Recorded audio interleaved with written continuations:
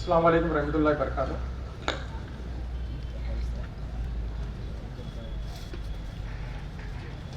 मेरा तारुफ तो करवा दिया है आपसे, उस पर वक्त मैं नहीं लूँगा।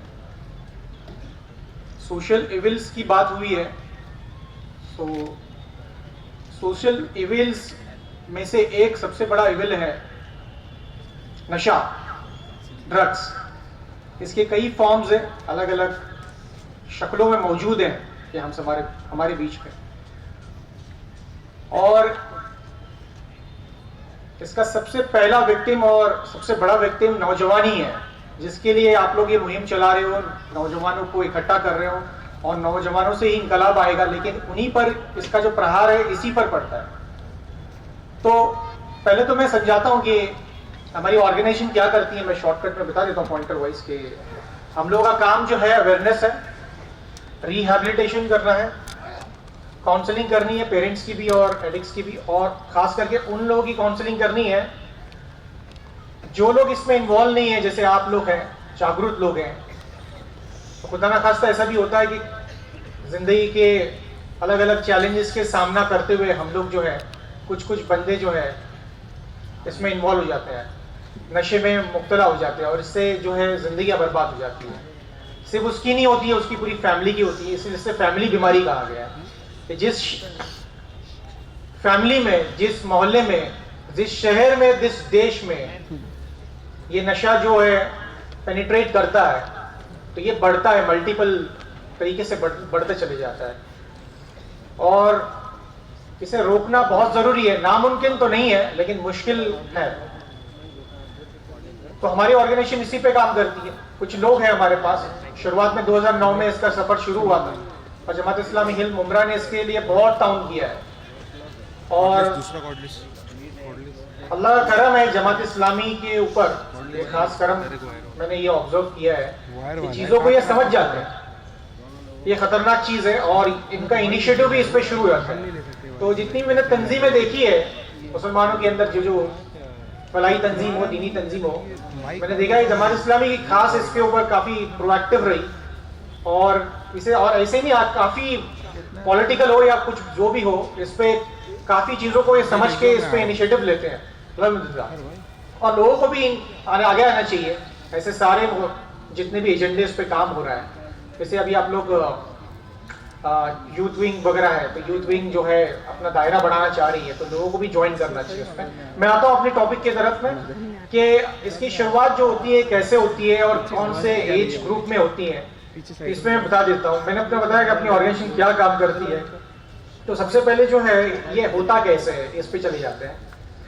तो 13-14 साल की उम्र जो है इस पे काफी सेंसिटिव, जब बच्चों की आवाज, टीनेजर होता है, जब आवाज चेंज होना शुरू हो जाती है तो बच्चों का एक एक्सपीरियंस होता है, मतलब वो हर चीज को जो है उसने पहले सामना नहीं किया होता है, चाहे वो पढ़ाई का कंपटीशन हो या स्पोर्ट्स का कंपटीशन हो या उसका कोई भी कंपटीशन हो, या कोई भी वो नई चीज को देखे तो वो कैसे रिएक्ट करेगा, कैसे उसको रिस्पॉन्ड करेगा, तो उसे पता नहीं होता है। तो उससे जो है ना बच्चों को अपने घर से सबसे पहला सपोर्ट मिलना बहुत जरूरी है।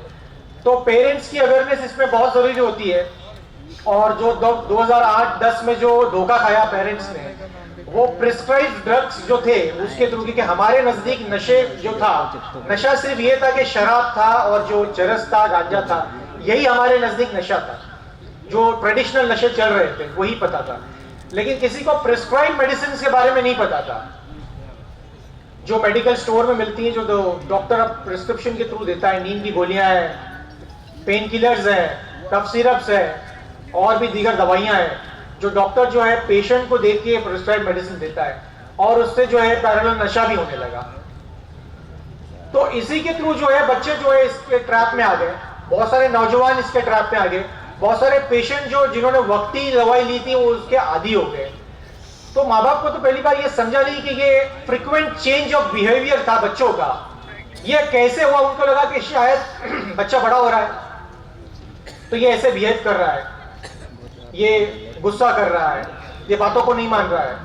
तो पहले तो पेरेंट्स ही, मैं देखा हूँ 2005 से 10 का दौर था, इसी था कि बच्चे, माँ बाप ही कंफ्यूज थे कि क्या है, कि उनको पता ही नहीं था कि ये नशा हो रहा है। उसके बाद जब बात खुली जब अवेयरनेस हुआ, जब इसके केसेस हुए, तो लोगों को पता चला कि हाँ ये प्रिस्क्राइब मेडिसिन जो है इससे भी नशा हो रहा है।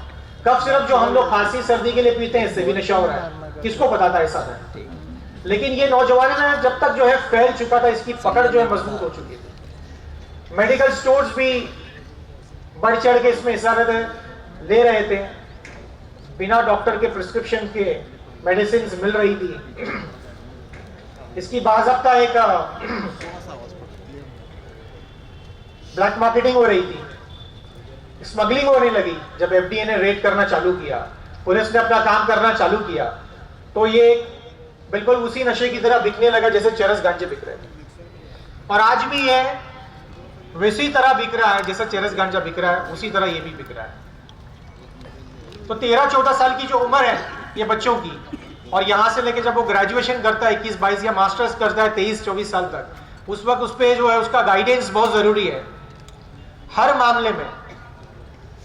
लड़का है तो बाप ज्यादा इन्वॉल्व होता है, लड़की है तो माँ ज्यादा इन्वॉल्व होती है, कहीं पर केस उल्टा होता है। तो माँ बाप को जो चाहिए पहले अपने आप को अवेयर कराए कि किस किस तरह के आजकल जो है मार्केट में नशे मिल रहे हैं और कैसा बच्चा उसके ट्रैप में आ जाता है। मैं आपको एग्जांपल्स देता हूं, पॉइंटर टू पॉइंटर, ज्यादा वक्त नहीं है। जैसे पढ़ाई में कोई बच्चा ज्यादा अच्छा नहीं है और उसको देख के सामने वाले बच्चे को जो टॉपर्स है उसको देख के उसे ये हो रहा है, तो हो सकता है कि कोई ऐसा मेडिसिन के बारे में उसको बताया जाए कि इसे खाने से आपकी मेमोरी बढ़ती है, तो वहां बच्चा ट्रैप में आ जाता है। और ये हुआ है। या स्कूल में फाइटिंग करते हैं बच्चे आपस में, या स्पोर्ट्स में कंपटीशन होता है, या कोई स्पोर्ट्स में वो जिम वगैरह में जाते हैं, वो स्टेरॉइड्स वगैरह ले लेते हैं, उसमें भी होता है वगैरह। तो वजह कुछ भी हो, वो ट्रैप में आ सकता है इसकी वजह से। तो इस पे खास करके हमें जो है ना बच्चों पे ध्यान रखना पड़ेगा, वो चाहे जिम जाता हो या वो मार्शल आर्ट्स में हो या प्रोफेशनल्स को स्पोर्ट्समैन बनना हो या पढ़ाई में उसे अच्छा टॉपर बनना हो, तो उसके लिए कोई मेडिसिन नहीं आती है। इसके लिए तो ट्रेनिंग होती है, इसके लिए तो मेहनत है, उसका एक तरीका है जो आपके प्रोफेसर्स आपको बता सकते हैं। अगर आपको अच्छा स्पोर्ट्समैन बताते हैं तो आपका प्रोफेशनल स्पोर्ट्समैन आपको बता सकते हैं, जो प्रोफेशनल ट्रेनर्स होते हैं। तो प्रोफेशनल लोगों के पास जाया जाए, ना कि जो है सड़क पे किसी से एडवाइस ली जाए अनप्रोफेशनल आदमी से कोई भी चीज की। तो इससे जो बच्चे जो आपस में जो बात करते हैं, तो आपको पता होना चाहिए आपके बच्चों का फ्रेंड सर्कल कैसा है, कौन सा बच्चा कौन सी फैमिली से आता है, कहां से बिलोंग करता है, इसकी हैबिट्स क्या है, इनके टेस्ट क्या है, बच्चे के प्रेफरेंस क्या है। आज के बच्चों का 2022 के बच्चों का क्या प्रेफरेंस है, क्या टेस्ट है। अभी जैसे बताया जा रहा था कि मोबाइल फोन वगैरह, जफर साहब ने बताया, सूर्य यूसुफ का वाकया कोट किया उन्होंने, तो उसमें सबसे इंपॉर्टेंट तो नफ्स पे काबू। हजरत यूसुफ अलैहिस्सलाम का चैलेंज अलग था, हमारा चैलेंज आज अलग है। हम भी उसी चैलेंज से गुजरे, लेकिन आज जो है ये दज्जाली फितने जो हमारे पास जो मंडरा रहे हैं आसपास में, तो इसमें जो है चांसेस हमारे फंसने के, ट्रैप होने के चांसेस बहुत ज्यादा है इसके अंदर। तो बचपन से अगर आप उसको पकड़ते हो बच्चों को तो बहुत अच्छा है, अदरवाइज इसके नतीजे काफी गंभीर होते हैं कि जो बच्चा बचपन में इसमें मुलविस होता है, ड्रग्स में जाता है। आप मुझे प्रोफेशनल काउंसलर्स ने बताया और इसके रिजल्ट्स भी ये, मैंने काफी रिहैब सेंटर घुमा हो, बच्चों का निकलने का चांसेस बहुत कम रहता है, बहुत कम। क्योंकि जब उसकी उम्र हो रही थी, जब उसमें शऊर आ रहा था, जब उसमें सही चीज दिमाग में जानी थी, तो जब नशे ने उसको एकदम जो है उसके जहन को एकदम आड़ा टेढ़ा कर दिया, सोचने की कुव्वत खत्म हो गई। और जब वो चीजें, जो चैलेंजेस उसके सामने आई, तो फैसले कहां से ले पाएगा बच्चा, क्योंकि वो जहनी तरीके से वो उसकी जो है वैसी तरबियत ही नहीं हो पाई है। जहन को वो जो तरीकेकार पे चलना था, वो तरीकेकार पर चल ही नहीं पाया। इसलिए बच्चों का बहुत ज्यादा, और जो लोग 20-25 साल की जो जिनमें मैच्योरिटी आ चुकी है, जो नशे में जाता है, उसको ये अंदर से उसके सबकॉन्शियस माइंड में होता है कि मैं ये गलत कर रहा हूं, उसे ये पता होता है। तो उसके आने के, बाहर आने के चांसेस ज्यादा होते हैं बनिस्बत बच्चों के। तो जो हमारा जो अलर्ट एरिया है वो ये 13 साल, 12 साल, 14 साल, 15 साल स्कूल एज में ये ज्यादा होता है। और आजकल तो जो ड्रग्स मिल रहा है, जो पाउडर वाला, जो एमडी बोलते हैं जिसको, अभी मैं कुछ ड्रग एडिक्ट से बात कर रहा था, यहाँ आना था तो मैंने बात किया, तो मैंने उसको पूछा करंट अभी क्या चल रहा है, तो उसने कहा कि भाई अभी ऐसा है ना कि हम लोग बटन ज्यादा लेते हैं और लड़कियां जो है एमडी ज्यादा ले रही है। ये मैं अपने शहर की बात कर रहा हूँ आपको। और मैं जब कल औरंगाबाद में उतरा हूं तो मुझे पता चला है कि ये जहर यहां भी पनप रहा है औरंगाबाद के अंदर। हालांकि औरंगाबाद के बारे में तो मैंने ये सुना है कि ज्यादा प्लेन एजुकेशन नहीं लेते हैं ये लोग, प्रोफेशनल एजुकेशन ज्यादा करते हैं, इनमें ज्यादा शौक है, टेक्निकल पर ज्यादा होते हैं यहाँ पर। अब मैं पुलिस से भी बात कर रहा था तो पता चला कि ऐसी चीजें यहाँ भी है।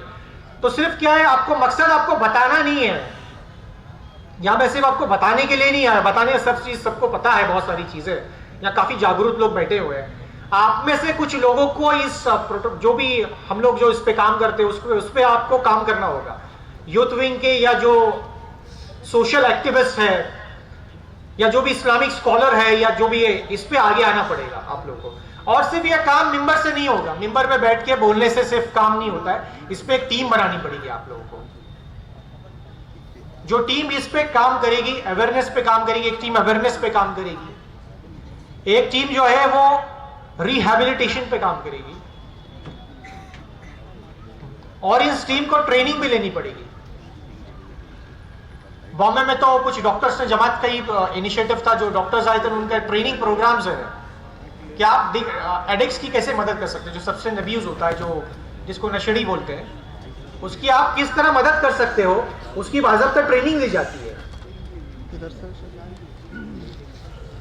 रिहैबिलिटेशन सेंटर के अंदर अगर आप जाएंगे तो आपको काउंसलर्स जो होते हैं वो खुद एक जमाने के एडिक्ट होते हैं, वो कोई पढ़े लिखे, कोई मास्टर डिग्री, कोई आईआईटी से नहीं आते, वो उस फेज से गुजर चुके होते हैं, तो उनको पता होता है कैसे वक्त में कैसी कोल्ड टर्की लगती है, कैसा जहन बोलता है और क्या क्रेविंग होती है उस वक्त।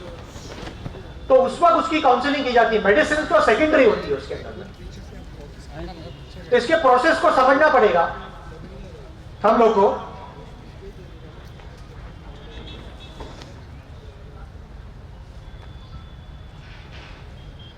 तो सॉल्यूशन पे आता हूं, क्योंकि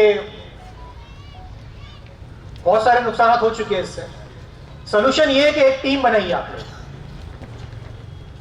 एक टीम बनाइए, वो टीम का मल्टीपल काम होगा अवेयरनेस का। आप लोग स्कूल्स में काउंसलिंग कर सकते हो।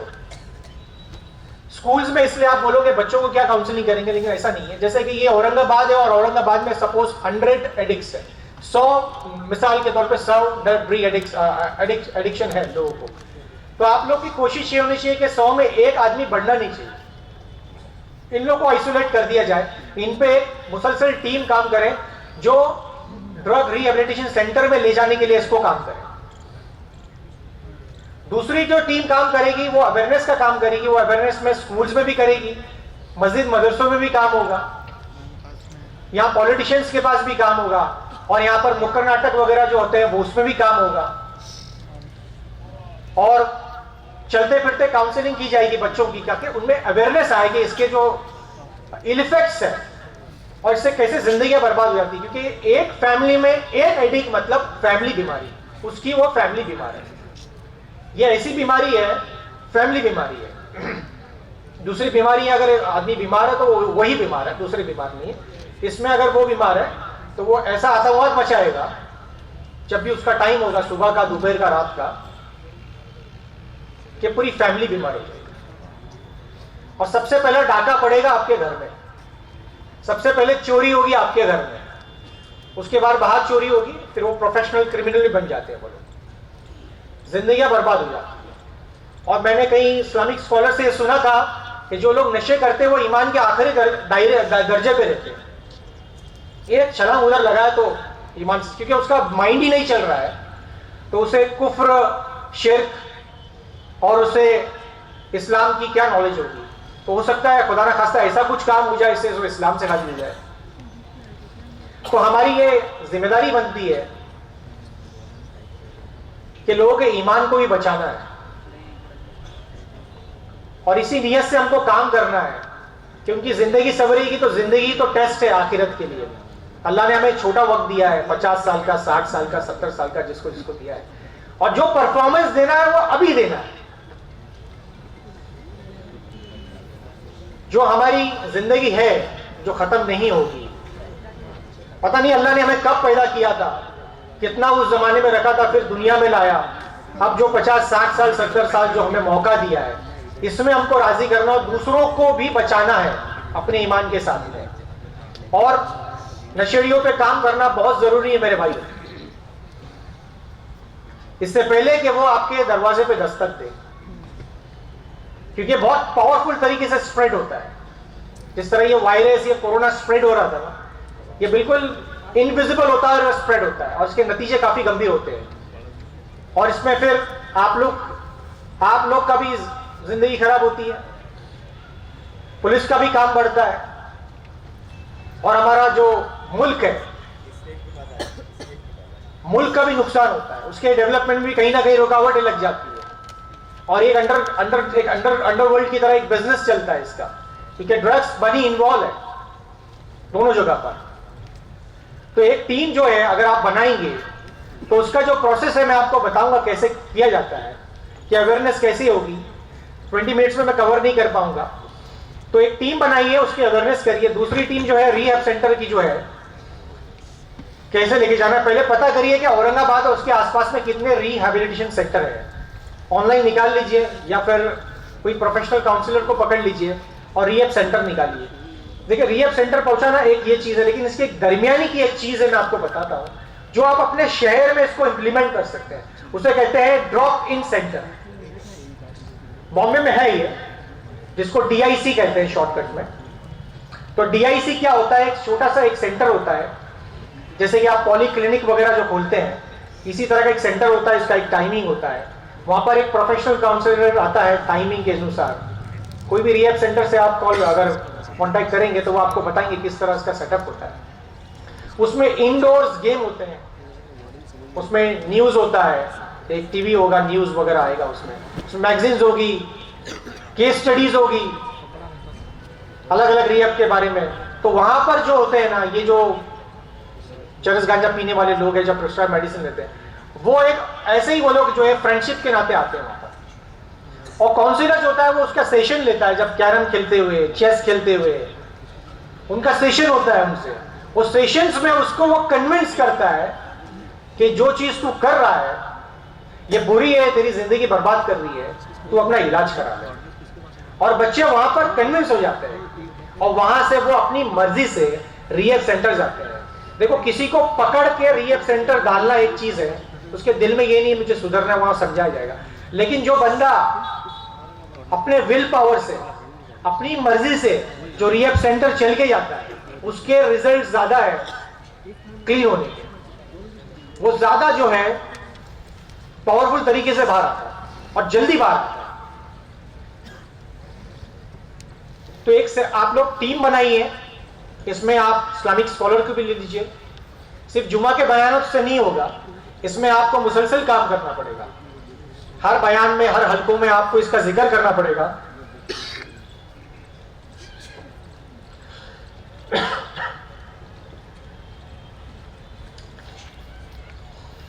तो इसे जो इरेडिकेट करना है, ये मौजूद दिया गया था, तो इरेडिकेट करने के लिए हमें टीम बनानी पड़ेगी, मिलके काम करना पड़ेगा। इसमें आपको ऑनलाइन भी बहुत सारी जानकारी आती है, पहले पता करिए कौन से ड्रग्स यहाँ पर फैल रहे हैं।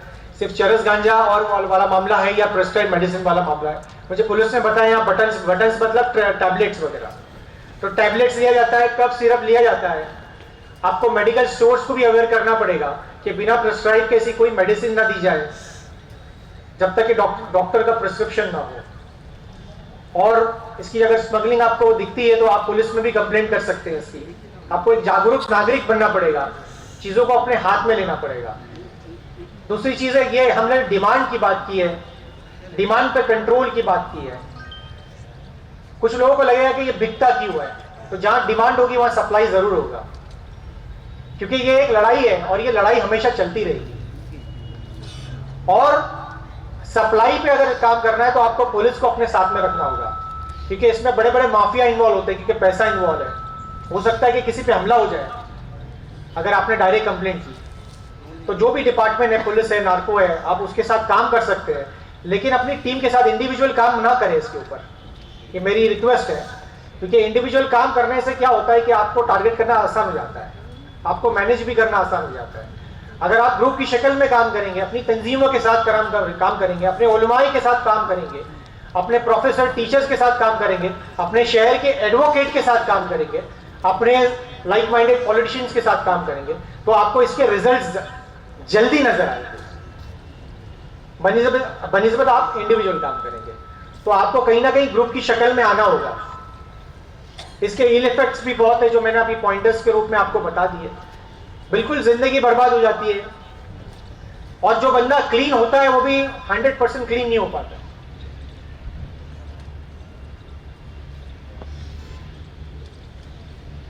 तो मेरी रिक्वेस्ट है कि मेरा पॉइंटर्स यही है आप लोग के लिए कि एक टीम बनाई जाए, मेरी भी कांटेक्ट में रहे आप, मैं आपको स्टेप बाय स्टेप पूरे तरीके बताऊंगा कब क्या किया जाता है। अगर आप में से कोई टीम बनाए और रीहैब सेंटर्स कितने हैं आसपास में उसका पता लगाए, तो मैं आपको बताऊंगा कि ड्रॉपिंग सेंटर कैसे खोले जाते हैं, कैसे कब कहां पुलिस को कांटेक्ट करना है, किसको कैसे कॉन्फिडेंस में लेना है। मैं इतना ही कह के अपनी बात को खत्म करता हूं, क्योंकि ये जो है ये इसको मैं स्टेप बाय स्टेप ऐसा पूरा बता नहीं पाऊंगा, इसके लिए काफी वक्त लगता है। अगर आप मेरे कांटेक्ट में रहेंगे, टच में रहेंगे, तो मैं आपको पूरा गाइड करूंगा इसके लिए। अस्सलाम वालेकुम रहमतुल्लाहि व बरकातहू।